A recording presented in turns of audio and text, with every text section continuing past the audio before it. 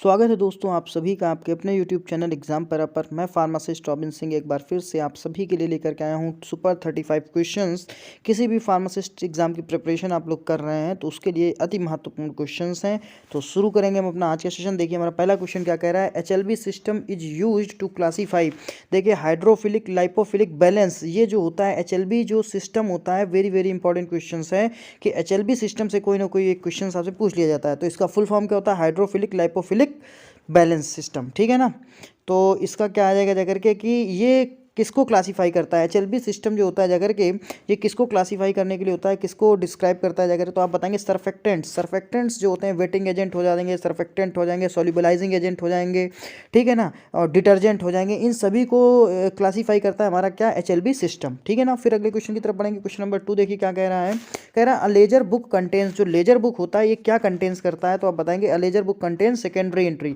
सीधे सीधे याद करना है। और लेजर बुक वाला ये जो क्वेश्चन है वेरी वेरी इंपॉर्टेंट क्वेश्चन है, आपका बहुत ज़्यादा इंपॉर्टेंट क्वेश्चन है। तो इसको जरूर याद करेंगे कि लेजर बुक हमेशा जो है सेकेंडरी एंट्री कंट्रोल कंटेंस करता है जाकर। क्वेश्चन नंबर 3 क्या कह रहा है, फर्स्ट एडिशन ऑफ आईपी। देखिए वेरी वेरी इंपॉर्टेंट क्वेश्चन है और कई बार एग्जाम में पूछा जा चुका है कि पहला एडिशन जो आईपी का है वो कब आया था। तो आप बताएंगे first edition of IP was come in the year of 1955। 1955 में पहला एडिशन आया था जाकर के। पहला जो वॉल्यूम था, पहला एडिशन जो था इंडियन फार्माकोपिया का, वो आया था जाकर के कब, 1955 में आया था जाकर के। फिर अगले क्वेश्चन की तरफ बढ़ेंगे। क्वेश्चन नंबर 4 क्या कह रहा है, और इसमें आपसे पूछेगा latest edition of pharmacopoeia, latest edition of Indian pharmacopoeia. तो आप बताएंगे 2022। ठीक है ना, 2022। फिर अगले क्वेश्चन की तरफ बढ़ेंगे। देखिए अगला क्वेश्चन क्या कह रहा है, अगला क्वेश्चन कह रहा है erythromycin is an antibiotics belongs to the class of. सारे क्वेश्चंस इंपॉर्टेंट है एक तरफ से। तो इरिथ्रोमाइसिन क्या होता है जाकर कि ये मैक्रोलाइड जो टाइप होता है, मैक्रोलाइड जो क्लास होता है उस क्लास का एंटीबायोटिक होता है एरिथ्रोमाइसिन। ठीक है ना। तो erythromycin is an antibiotics belongs to the class of macrolide. Very very important question है। और फाइएस टेस्ट, देखिए बहुत ज़्यादा इंपॉर्टेंट क्वेश्चन है ये आपका। फाइएस टेस्ट इज एसोसिएटेड विद। तो जो फाइएस टेस्ट होता है ये किससे एसोसिएटेड होता है, किसके लिए किया जाता है, तो आप बताएंगे एडल्ट्रेटेड हनी, या हनी बोल सकते हैं आप, हनी के लिए या एडल्ट्रेटेड हनी। तो फाइएस टेस्ट जो होता है वो हनी में किया जाता है, हनी के लिए होता है। हनी मतलब शहद। फिर क्वेश्चन नंबर 6 देखिए क्या कह रहा है, drug is a diuretic of high efficacy. High efficacy जो क्लास होती है डायूरेटिक्स की, जो हाई इफिकेसी मतलब ज़्यादा लंबे समय तक और अच्छे तरीके से जो है काम करेगा डायूरेटिक्स, वो कौन सा होता है जाकर के। तो आप बताएंगे फ्यूरोसेमाइड। फ्यूरोसेमाइड जो होता है जाकर के हाई इफिकेसी जो है डायूरेटिक्स होता है जाकर के। डायूरेटिक्स का मतलब क्या होता है जाकर के, डायूरेटिक्स का मतलब होता है जाकर के जो यूरिन के फॉर्मेशन को बढ़ा देते हैं जाकर के, यूरिन के फॉर्मेशन को बढ़ा देते हैं जाकर के, इसको कहते हैं डायूरेटिक्स। ठीक है ना। फिर अगले क्वेश्चन की तरफ बढ़ेंगे। क्वेश्चन नंबर 7 क्या कह रहा है, कह रहा है amyl nitrate. Amyl nitrate is usually administered by. देखिए जब साइनाइड की पॉइजनिंग हो जाती है, साइनाइड की पॉइजनिंग होने पे एक ये जो होता है हमारा एंटीडोट होता है एमाइल नाइट्राइट। ठीक है ना। तो ये किस रूट से दिया जाता है जाकर के, तो आप बताएंगे जाकर के इनहेलेशन रूट से दिया जाता है जाकर के। इनहेलेशन रूट से दिया जाता है amyl nitrite. Amyl nitrite inhale किया जाएगा जाकर के, यानी नेजल रूट से देंगे जाकर के। फिर क्वेश्चन नंबर 8 की तरफ पढ़ेंगे। ड्रग क्या कह रहा है, drug use in the treatment of glaucoma. Glaucoma के ट्रीटमेंट में कौन सी ड्रग का इस्तेमाल करते हैं, तो यहाँ पे कई सारी ड्रग्स होती हैं जाकर के। तो उनमें से 2 ड्रग्स देखो मैं आपको बता रहा हूँ जिन पे क्वेश्चंस बने हुए हैं। एक तो पिलोकार्पिन है, दूसरा बीटैक्सोलॉल है। तो इन दोनों ही ऑप्शंस पे जो है ये क्वेश्चन बना है कि drug use in the treatment of glaucoma, glaucoma के ट्रीटमेंट में कौन सी ड्रग का इस्तेमाल करते हैं। आप बताएंगे पिलोकार्पिन। ठीक, यदि आप देखते हैं कि पिलोकार्पिन नहीं है तो वहाँ पे देखेंगे बीटैक्सोलॉल होगा। ठीक है ना। दोनों ही ऑप्शन पे जो है क्वेश्चन बन चुका है अलग अलग एग्जाम में। फिर अगले क्वेश्चन की तरफ बढ़ा रहे हैं। देखिए अगला क्वेश्चन हमारा क्या कह रहा है, हाँ ये देखिए काफ़ी अच्छा क्वेश्चन है। ये भी कह रहा है alcoholic preparation can be stored in warehouses for a maximum period of. देखिए कोई भी हमारा एल्कोहलिक प्रिपरेशन है जिसमें एल्कोहल मिला हुआ है, सपोज दैट इलेक्जर हो गया जाकर के। ठीक है ना, इलेक्जर हो गया जाकर के। तो इलेक्जर में एल्कोहलिक प्रिपरेशन होता है। सपोज दैट लिनीमेंट्स हो गया जाकर के, लिनीमेंट्स में भी एल्कोहल होता है। ठीक है ना। तो कह रहा है कि अल्कोहलिक प्रिपरेशन को हम लोग वेयर हाउस में कितने साल के लिए, कम ज़्यादा से ज़्यादा कितने साल के लिए हम लोग रख सकते हैं, मैक्सिमम पीरियड ऑफ। तो आप बताएंगे 3 साल। कोई भी अल्कोहलिक प्रिपरेशन है उसको वेयर हाउस में हम लोग 3 साल तक स्टोर करके रख सकते हैं। 3 साल के बाद वो डिजेनरेट होना चालू हो जाएगा, मतलब बेकार होना चालू हो जाएगा प्रोडक्ट। फिर क्वेश्चन नंबर 10 पे चल रहे हैं। क्या कह रहा है, कह रहा है the level of creatinine is analysed by. जो लेवल होता है क्रिएटिनिन का वो कैसे एनालाइज करते हैं, कैसे एनालिसिस करते हैं, क्रिएटिनिन का लेवल हम लोग कैसे चेक करते हैं जाकर के। तो तो आप बताएंगे जाकर के जाफीस टेस्ट। जाफीस टेस्ट एक होता है जाकर के जैफीस टेस्ट या जैफीस टेस्ट, आप जो भी बोल सकते हैं। तो उससे हम लोग क्रिएटिनिन का लेवल पता कर लेते हैं बॉडी के अंदर। फिर क्वेश्चन नंबर 11 की तरफ बढ़ेंगे। कह रहा है not an essential amino acid. देखिए इससे क्वेश्चन बनना तय होता है लगभग हर एक एग्जाम में। अगर ठीक ठाक एग्जाम है तो आपको यहाँ से क्वेश्चन मिल जाएगा, मतलब आ जाएगा कहीं ना कहीं, आप देखेंगे। तो not an essential amino acid आप बताएंगे ग्लूटामिन। ग्लूटामिन जो होता है जाकर के एसेंशियल अमीनो एसिड नहीं होता है जाकर के, ठीक है ना, not an essential amino acid, ठीक है ना। फिर अगले क्वेश्चन की तरफ बढ़ेंगे जाकर के। देखिए क्वेश्चन नंबर 12 क्या कह रहा है।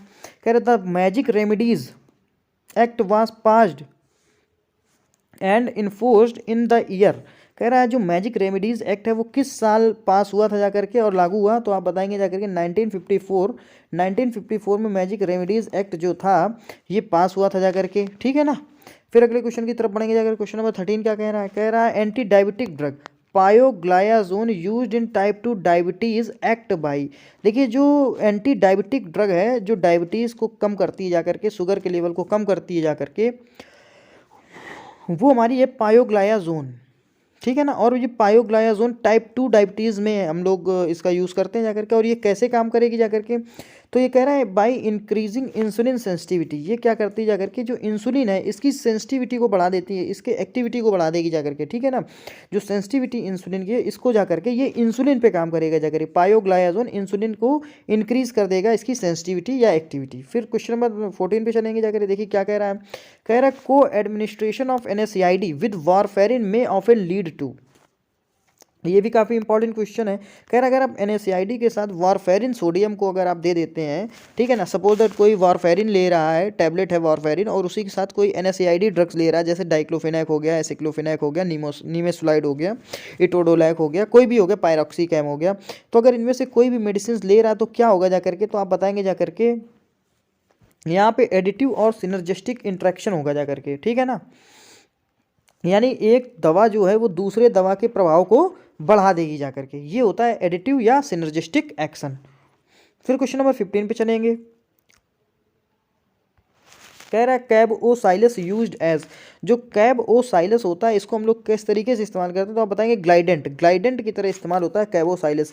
ग्लाइडेंट मैंने आपको बताया, ग्लाइडेंट आप याद कर लीजिए, जो टैबलेट होती जाकर ये टैबलेट बनाने के लिए ये इधर ये पंच वाल हो गया, नीचे ये डाई वाल हो गया, ऊपर से यहाँ से हम लोग डालते हैं ग्रेन्यूल्स, और ग्रेन्यूल्स में ही ग्लाइडेंट मिला हुआ होता है। तो ग्लाइडेंट क्या करता है, स्मूथनेस प्रोवाइड करवाता है जाकर के, यानी चिकनाहट प्रोवाइड करवाता है जाकर के ग्रेन्यूल्स को, और ग्रेन्यूल्स सरक करके नीचे आ जाते हैं। ऐसे ऊपर से डाला गया तो ये आसानी से बिना चिपके हुए नीचे जो है सरक करके आ गए। अब यहाँ डाई पे आए जाकर के, ये नीचे डाई लगी है, ऊपर पंच लगा, तो पंच और डाई के बीच में आता है जाकर के, ऊपर से पंच पड़ा और नीचे डाई, ऊपर पंच, और टैबलेट ने जो है अपना आकार ले लिया, जिस आकार में हमें टैबलेट को बनाना है, गोल बनाना है या किसी भी तरीके का बनाना है। दोस्तों अगर आपको ये वीडियो अच्छा लग रहा हो तो प्लीज़ हमारे इस चैनल एग्जाम पैरा को सब्सक्राइब करें, वीडियो को लाइक करें और अपने दोस्तों तक जरूर शेयर करें। हम आपके लिए इसी तरीके से जो इंपॉर्टेंट क्वेश्चन का कलेक्शन है वो लाते रहेंगे। करना आपको ये है कि वीडियो को लाइक करना है, चैनल को सब्सक्राइब करना है और अपने दोस्तों तक शेयर करना है। बढ़ेंगे अगले क्वेश्चन की तरफ। देखिए क्या कह रहा है। Membrane filter tested by. जो मेम्ब्रेन फिल्टर होता है जाकर के वो कैसे टेस्ट किया जाता है, आप बताएंगे bubble point test. Bubble point test से हम लोग मेम्ब्रेन फिल्टर को टेस्टिंग करते हैं। फिर अगले क्वेश्चन की तरफ बढ़ेंगे। कह रहा है alkaline diuresis is done for the treatment of poisoning due to. कह रहा है एल्कलीन डायूरेसिस जो होता है जाकर के वो किया जाता है for the treatment of poisoning. मतलब पॉइजनिंग, किसी भी पॉइजनिंग है, किसी भी चीज़ की पॉइजनिंग हुई उसका आप ट्रीटमेंट करेंगे, और ट्रीटमेंट में क्या कर रहे हैं, एल्कलीन डायूरेसिस कर रहे हैं। डायूरेसिस का मतलब समझ रहे हो, यानी आप उसका यूरिन फॉर्मेशन कर रहे हैं जाकर के, किसके साथ, एल्कलीन का मतलब होता है, एल्कली का मतलब बेस, यानी आप जो है कोई बेसिक चीज़ दे करके उसके यूरिन के फॉर्मेशन को बढ़ा रहे हैं, तो इसको कह दिया गया alkaline diuresis is done for the treatment of poisoning due to. मतलब जब आपको पॉइजनिंग हुई होगी तब हम लोग इस तरीके से ट्रीटमेंट करेंगे। और किस चीज़ की पॉइजनिंग होगी, फिनोबार्बिटोन। यानी इसका मतलब क्या हो गया जाकर कि फिनोबार्बिटोन की जो पॉइजनिंग होगी वो एसिडिक होगी जाकर के, इसीलिए हम लोग क्या दे रहे हैं, इस एसिड को न्यूट्रल करने के लिए ये एल्कली दे रहे हैं। एल्कली देते हैं जाकर के ताकि ये एसिड जो है न्यूट्रल होकर के हमारा यूरिन के माध्यम से निकल जाए, ठीक है ना। तो फिनोबार्बिटोन जो भी होते हैं हमारे फिनोबार्बिटोन, ये क्या होते हैं, एक तरीके से एसिडिक होते हैं नेचर में, यही इसका मतलब हुआ जाकर के। क्वेश्चन नंबर 18 पे चलेंगे। देखिए क्या कह रहा है। Therapeutics index is a measure of, very very very important question है। सेंट्रल के एग्जाम्स के पॉइंट ऑफ व्यू से ये सारे क्वेश्चन इंपॉर्टेंट है, एज वेल एज आपके स्टेट एग्जाम पे।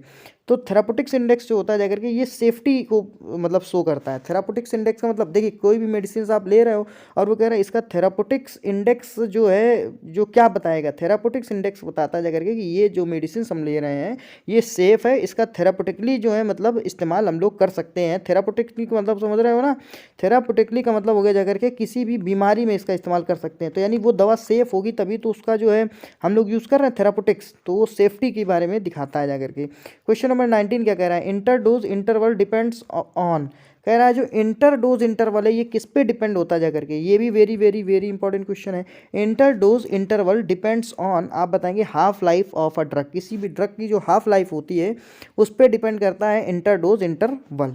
फिर अगले क्वेश्चन की तरफ बढ़ेंगे जाकर, क्वेश्चन नंबर 20 देखिए क्या कह रहा है, कह रहा है stalagmometer is used for the measurement of, जो स्टेल्गमोमीटर है वो किसके मेजरमेंट में इस्तेमाल होता है जाकर के, तो आप बताएंगे जाकर के सरफेस टेंशन ऑफ लिक्विड, किसी भी लिक्विड का जो सरफेस टेंशन है उसमें हम लोग इस्तेमाल करते हैं स्टेल्गमोमीटर। दोस्तों ये सारे के सारे क्वेश्चन बहुत ही ज़्यादा इंपॉर्टेंट क्वेश्चन है। मैं केवल आपसे इतना कहूँगा कि आप ये सारे क्वेश्चन अगर देख रहे हैं ठीक है तो प्लीज़ इनको देखते रहिए, इनको देखना बंद ना करिए, और आप ये देखेंगे कि एक समय के बाद आपकी तैयारी बिल्कुल उस लेवल पे चली जाएगी कि आपका जो टेक्निकल पार्ट है वो गलत नहीं होगा। अगर आप टेक्निकल कम सही कर पा रहे हैं तो दूसरे बच्चे जो होंगे वो आपसे भी कम सही कर पाएंगे टेक्निकल पार्ट को, ठीक है ना। आपकी तैयारी उस लेवल पे पहुंचेगी जहाँ पे मतलब आप नहीं सोचे होंगे, बियॉन्ड द थिंकिंग, ठीक है ना। और आपका सिलेक्शन कुल मिलाकर के पेपर आप पेपर के नज़दीक पाएंगे अपने आप को, ठीक है। फिर अगले क्वेश्चन की तरफ बढ़ेंगे, कह रहा बोगीज आर इंट्रोड्यूस्ड इनटू, देखिए बोगीज अलग अलग कैविटी में अलग अलग इंट्रोड्यूस कराई जाती हैं और उनका नाम अलग अलग होता है। जैसे यूरेथ्रा में कराएंगे तो यूरेथ्रल बोगीज कह देंगे जाकर के, ठीक है ना। उसी तरीके से ये नेजल कैविटी में भी इस्तेमाल होती हैं जाकर के, तो इनको हम लोग कह देंगे तो बोगीज जो होता है जो करके ये नेजल कैविटी के लिए भी इस्तेमाल होता है जाकर के। तो बोगीज टर्म जो होता है, बोगीज टर्म जो होता है ये नेजल कैविटी के लिए भी इस्तेमाल होता है और यूरेथ्रल कैविटी के लिए भी इस्तेमाल होता है सपोजिटरीज़ में, ठीक है ना। सपोजिटरीज़ में जो बोगीज टर्म है वो यूरेथ्रा के लिए भी इस्तेमाल होगा और नेजल कैविटी के लिए भी इस्तेमाल होगा जाकर के। फिर अगले क्वेश्चन की तरफ पढ़ेंगे जाकर, क्वेश्चन नंबर 22 देखिए क्या कह रहा है, कह रहा है the dip tube in an aerosol container is made from, कह रहा है जो डिप ट्यूब होती है किसी भी एरोसोल कंटेनर में, जो यहाँ से ऐसे वो एरोसोल बना करके छोड़ता है, जैसे कि स्प्रे डिओड्रेंट वाला देखा होगा, तो इसमें जो डिप ट्यूब होती है डिओड्रेंट, डिओड्रेंट आप लोग लगाते हैं कि नहीं लगाते हैं, ऐसे करके यहाँ से स्प्रे छोड़ता है, तो ये नीचे तक ये जो ट्यूब जो है डूबी होती है लिक्विड में। तो इस लिक्विड में ये जो ट्यूब डूबी होती है ये ट्यूब किसकी बनी होती है, तो आप बताएंगे पॉलीप्रोपाइलिन की बनी होती है, पॉलीप्रोपाइलिन की बनी होती है। वही यहाँ पे कह रहा है कि the dip tube in an aerosol container is made from polypropylene. देखिए दोस्तों एक क्वेश्चन मैंने आपको थोड़ा सा उस जगह पे कन्फ्यूज़न की वजह से गड़बड़ हुआ था। इसमें क्या था, जो सोल्यूबल कैटेगरी की हम लोग ड्रग देख रहे थे, क्लास फर्स्ट होता है, क्लास सेकेंड होता है, क्लास थर्ड होता है, क्लास फोर्थ होता है। तो इसमें क्या होता है, high solubility, high permeability, high permeability, low solubility, high solubility, low permeability, फिर यहाँ पे क्या था, लो परमियाबिलिटी और लो सॉल्युबिलिटी। ये था जा करके इन क्वेश्चंस में, ये वाला थोड़ा सा मैंने कुछ आपको एक क्लासिफिकेशन लास्ट वाले वीडियो में थोड़ा सा गड़बड़ हो गया था, ये वाला और ये वाला, लेकिन इसमें अभी आप ये नोट कर लीजिए, ये बिल्कुल सही है, ठीक है ना। फिर अगले क्वेश्चन की तरफ बढ़ेंगे, क्वेश्चन नंबर 23 देखिए क्या कह रहा है, काफ़ी बड़ा क्वेश्चन है। आप लोगों को देखिए क्या कह रहा है क्वेश्चन, एक मिनट थोड़ा सा देखिए क्या कह रहा है क्वेश्चन, कह रहा है the requirement and guideline for clinical trials and manufacturing of new drug as per the drugs and cosmetic rules is given under schedule. तो आपको बताना है जाकर कि किस शेड्यूल में जो रिक्वायरमेंट एंड गाइडलाइन होती है क्लिनिकल ट्रायल की जो हम लोग किस शेड्यूल के तहत क्लिनिकल ट्रायल करते हैं, बस इतना सा सीधे समझना है। तो शेड्यूल वाई बोल देना है, शेड्यूल वाई के तहत हम लोग जो है क्लिनिकल ट्रायल करते हैं। तो शेड्यूल वी जो किसके लिए होता है, schedule V is for patent filling, patent के लिए होता है जाकर शेड्यूल वी, ठीक है ना। फिर अगले क्वेश्चन की तरफ बढ़ेंगे, क्वेश्चन नंबर 24 देखिए क्या कह रहा है, कह रहा है following increase the speed of biochemical reaction. Body के अंदर जो बायोकेमिकल्स होते हैं इनके अगर रिएक्शंस को बढ़ाना है, जैसे सपोज दैट बॉडी के अंदर कोई आपका जैसे AC angiotensin converting enzyme, AC inhibitors कुछ मेडिसिन होती हैं, ठीक है ना। इसी तरीके से कई सारे बॉडी के अंदर रिसेप्टर्स होते हैं, कई सारे बाइंडर्स होते हैं, उनके अलग अलग नाम होते हैं जाकर के, रिसेप्टर्स के नाम होते हैं जाकर के। तो इन केमिकल्स के अगर जो रिएक्शंस को बढ़ाना है, बायोकेमिकल्स रिएक्शन को बढ़ाना है। सपोज दैट जो आप ग्लूकोज, सपोज दैट आप खाते हैं स्टार्च और स्टार्च कन्वर्ट हो जाता है ग्लूकोज में, ठीक है ना। तो ये जो स्टार्च का ग्लूकोज में कन्वर्जन है, इसकी रेट ऑफ रिएक्शन को अगर हमें बढ़ाना है तो एंजाइम्स की ज़रूरत पड़ती है, जिसको हम लोग कहते हैं बायोकैटालिस्ट। यानी ये रेट ऑफ रिएक्शन, जो बायोलॉजिकल रेट ऑफ रिएक्शन है, इसको बढ़ा देता है जाकर के। तो यहाँ पे वही कह रहा है, following increase the speed of biochemical reaction. तो आप बताएंगे जाकर के एंजाइम, चूंकि एंजाइम्स को हम लोग क्या कहते हैं, बायोकैटालिस्ट कहते हैं जाकर के। क्या कहते हैं, बायोकैटालिस्ट। एंजाइम क्या होते हैं हमारे, बायोकैटालिस्ट होते हैं। ये क्वेश्चन पूछा जाता है एग्जाम में कि एंजाइम जो बायोकैटालिस्ट है, बायोकैटालिस्ट की तरह कौन काम करता है। एंजाइम काम करता है, प्रोटीन काम करता है, कार्बोहाइड्रेट्स काम करता है, अमीनो एसिड काम करते हैं। इस तरीके से आपको जो है ऑप्शन दे दिए जाएंगे, आपको सही करना रहेगा एंजाइम। तो बायोकैटालिस्ट क्या होता है, एंजाइम होता है। क्वेश्चन नंबर 25 पे चलेंगे। कह रहा pepsin enzyme is present in, जो पेप्सिन एंजाइम होता है ये कहाँ प्रेजेंट होता है, तो आप बता देना स्टमक में, गैस्ट्रिक जूस या स्टमक में प्रेजेंट होता है। तो पेप्सिन एंजाइम कहाँ होता है, गैस्ट्रिक जूस में, या हाइड्रोक्लोरिक एसिड आप बोल सकते हैं, ठीक है ना। तो गैस्ट्रिक जूस में क्या आ जाता है, हाइड्रोक्लोरिक एसिड भी आ जाता है जगह, ठीक है ना। उसी तरीके से पेप्सिन एंजाइम भी जो है गैस्ट्रिक जूस से ही सिक्रीट आउट होता है।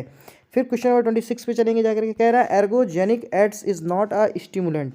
एर्गोजेनिक एड जो कि स्टिमुलेंट नहीं होता है, तो आप बताएंगे जाकर के मॉर्फिन। मॉर्फिन क्या होता है जाकर के, एक एर्गोजेनिक एड्स है जो कि स्टिमुलेंट नहीं है, ठीक है ना। तो ergogenic aids is not a stimulant morphine, ठीक है ना। फिर क्वेश्चन नंबर 27 पे चलेंगे। कह रहा है एंटी स्टेरिलिटी विटामिन। कह रहा है एंटी स्टेरिलिटी विटामिन कौन सा होता है, तो आप बता देना विटामिन ई जो होता है ये स्टेरिलिटी के लिए, एंटी स्टेरिलिटी होता है। मतलब ये क्या करता है, जो स्टेरिलिटी होता है, बांझपन होता है, उसको कम करता है जाकर के, ठीक है ना। और फर्टिलिटी को बढ़ाता है जाकर के, तो इसको कह देते हैं anti sterility vitamin E, tocopherol. Vitamin E जो होता है टोकोफेरॉल आ जाएगा, जो कि एंटी स्टेरिलिटी विटामिन होता है। क्वेश्चन नंबर 28 पे चलेंगे। कह रहा है vitamin is known as anti haemorrhagic factor. Anti haemorrhage factor में कौन सा विटामिन आ जाता है, तो आप बताएंगे रक्त का थक्का जमाने के लिए कौन सा विटामिन यूज होता है, विटामिन के, जिसको क्या कहा जाता है, फाइलोक्विनोन, ठीक है ना। फाइलोक्विनोन या नेफ्थाक्विनोन, ये दोनों नाम होते हैं विटामिन के, और ये जो है रक्त का थक्का जमाने के लिए इस्तेमाल होते हैं। तो इसको क्या कहेंगे, एंटी हेमरेज फैक्टर होता है जाकर के। Vitamin is known as anti haemorrhage factor, तो बताएंगे जाकर के विटामिन के, ठीक है ना। फिर अगले क्वेश्चन की तरफ बढ़ेंगे। क्वेश्चन नंबर 29 देखिए क्या कह रहा है। कह रहा है anti microbial drug is suitable for the treatment of both TB and leprosy. Anti microbial drug, ऐसी एंटी माइक्रोबियल ड्रग जो माइक्रोब्स को किल करेगी जाकर के, जो टीबी और लेप्रोसी दोनों में काम करेगी जाकर के, तो वो कौन सी आएगी, तो आप बताएंगे रिफाम्पिसिन जो होती है जाकर के, ये दोनों में काम करती है, टीबी में भी काम करती है और लेप्रोसी में भी काम करती है। क्योंकि दोनों का अगर देखा जाए कैटेगरी एक ही होती है, माइकोबैक्टीरियम ट्यूबरकुलोसिस और माइकोबैक्टीरियम लेप्री, ठीक है ना, दोनों में माइकोबैक्टीरियम लगा होता है जाकर के। फिर अगले क्वेश्चन की तरफ पढ़ेंगे। लेप्रोसी का जो बैक्टीरिया होता है माइकोबैक्टीरियम लेप्री, और टीबी का जो बैक्टीरिया होता है माइकोबैक्टीरियम ट्यूबरकुलोसिस, तो दोनों में ही माइकोबैक्टीरियम लगा हुआ है। इस वजह से रिफाम्पिसिन जो है वो दोनों में ही काम करती है, ठीक है ना, रिफाम्पिसिन मेडिसिन। फिर कह रहा है orange coloured urine is observed followed by administration of anticoagulants. आप अगर एंटीकोगुलेंट्स ले रहे हैं, यानी रक्त का थक्का नहीं जमने देने वाली मेडिसिन ले रहे हैं, ऐसी मेडिसिन जो रक्त के थक्के को जमने नहीं देगी, ठीक है, उसको कहते हैं एंटीकोगुलेंट्स। कोगुलेंट्स का मतलब रक्त का थक्का जमना, और एंटीकोगुलेंट्स का मतलब रक्त का थक्का ना जमना। तो रक्त का थक्का ना जमने देने वाली मेडिसिन अगर आप ले रहे हो तो ऑरेंज कलर का यूरिन पास आउट करोगे जाकर के, यानी बॉडी से यूरिन किस कलर का निकलेगा, ऑरेंज कलर का। क्यों निकलेगा, क्योंकि आप एंटीकोगुलेंट्स मेडिसिन ले रहे हो। तो कौन सी एंटीकोगुलेंट्स मेडिसिन ऐसी है जो ऑरेंज कलर का यूरिन निकालेगी जाकर के, तो वारफेरिन। वारफेरिन एक ऐसी एंटीकोगुलेंट्स होती है जो कि ऑरेंज कलर का यूरिन जो है कर देती है जाकर के, यूरिन का रंग जो है कैसा हो जाता है, ऑरेंज कलर का हो जाएगा जाकर के। क्वेश्चन नंबर 31 पे चलेंगे। देखिए क्या कह रहा है। कह रहा है in which of the following phase of clinical trial of drug ethical clearance is not required. Very very very important question. किस फेज में जो है एथिकल क्लियरेंस की रिक्वायरमेंट नहीं होती है, आप बताएंगे फेज 4। फेज 4 में जो है एथिकल क्लियरेंस की रिक्वायरमेंट नहीं होती है जाकर के। फिर क्वेश्चन नंबर 32 पे चलेंगे। कह रहा है in sugar coating tablet sub coating is done as. Sugar coating में जब सब कोटिंग करते हैं तो कैसे, क्यों करते हैं जाकर के, वैसे सब कोटिंग का मतलब क्या होता है, to increase the bulkiness of tablet. Tablet का बल्कीनेस बढ़ाने के लिए, टैबलेट का भार बढ़ाने के लिए हम लोग करते हैं सब कोटिंग, ठीक है। लेकिन यहाँ क्या कह रहे हैं, in sugar coating tablet sub coating is done as, किस लिए डन करते हैं, to round the edges and build up the tablet size. वही बात है, build up the tablet size यानी टैबलेट के साइज को बढ़ाना, यानी increase the bulkiness of tablet. या आप कह सकते हैं टू राउंड द एजेस, जो किनारे होते हैं टैबलेट के उनको राउंड करने के लिए, ठीक है, और साथ ही साथ build up the tablet size. ये दोनों ही बातें सही हैं। क्वेश्चन नंबर 33 पे चलेंगे। देखिए क्या कह रहा है, कह रहा है water resistance glass container tested by measuring. Water resistance glass container, ऐसा कंटेनर जो कि बना हुआ है किसका, ग्लास का, शीशे का, और वो वाटर का रेजिस्टेंस होना चाहिए, यानी वाटर उसके अंदर नहीं जाना चाहिए। तो ये जो है कैसे हम लोग मेज़र करते हैं, तो आप बताएंगे amount of alkali release into water.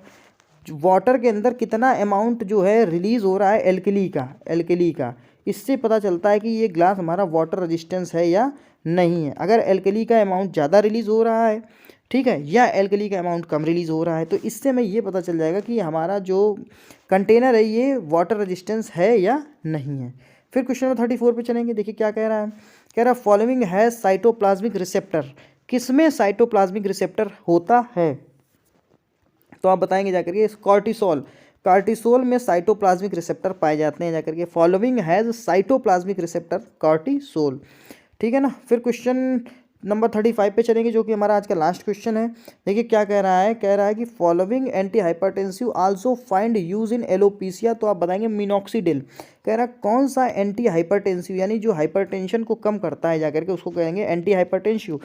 Also find use in alopecia. Alopecia का मतलब होता है जाकर के गंजापन। जब किसी को गंजापन होने लगता है, सिर से बाल जाने लगते हैं, तो इस कंडीशन को कह देते हैं एलोपीसिया। और एलोपीसिया में कौन सी एंटी हाइपरटेंसिव मेडिसिन हम लोग इस्तेमाल करते हैं, तो आप लोग बताएंगे मिनॉक्सीडिल, है ना। मिनॉक्सीडिल का इस्तेमाल करते हैं एलोपीसिया में, जिससे क्या होता है कि जो बालों की ग्रोथ होती है फिर से होने लगती है और बाल जो है हमारे फिर से आ जाते हैं। तो दोस्तों ये थे हमारे आज के 35 क्वेश्चंस। अगर आपको ये क्वेश्चन अच्छे लगे हो तो प्लीज़ हमारे इस चैनल एग्जाम पैरा को सब्सक्राइब करें, वीडियो को लाइक करें और अपने दोस्तों तक जरूर शेयर करें। हम आपके लिए इसी तरीके से जो इंपॉर्टेंस वीडियो का जो क्वेश्चन का कलेक्शन है वो लाते रहेंगे। करना आपको ये है कि वीडियो को लाइक करना है, चैनल को सब्सक्राइब करना है और अपने दोस्तों तक शेयर करना है। Thanks for watching the video. Thank you so much.